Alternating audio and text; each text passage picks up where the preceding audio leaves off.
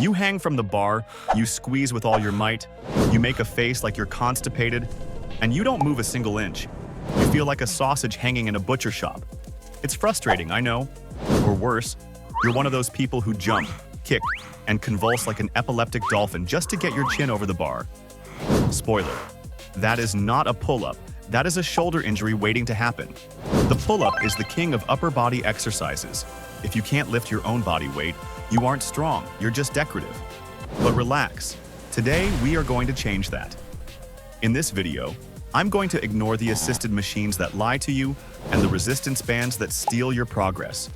I'm going to teach you the pure mechanics. A logical 4-step progression that, if you follow to the letter, will take you from hanging like a sack of potatoes to getting your first strict, clean pull-up worthy of a Greek statue in record time. To go up, you first have to learn how not to fall. Let's go step by step. Step 1. The dead hang. If your hands can't hold your weight, your back doesn't stand a chance. Hang from the bar, arms straight, body relaxed. Your goal is to hold for 30 seconds without crying. This builds your forearms and warrior calluses. Step 2. Scapular Retraction. Bye-bye turtle. Most people try to pull with their biceps. Mistake. You have to start with your back. Imagine you want to move your ears away from your shoulders. Arms straight, shoulders down, chest out. Up, down. If you don't control this, you will never go up. Step 3. The secret negatives. This is where you build real strength. Use a bench or jump to get to the top position, chin over the bar. And now, fight gravity. Lower yourself as slowly as possible. If you drop like a rock, it doesn't count.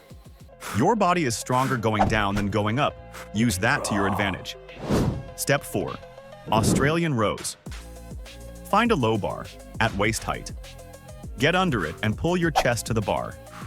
This builds the volume of strength you need in your back without having to lift your entire weight yet. Now, avoid looking ridiculous with these classic mistakes.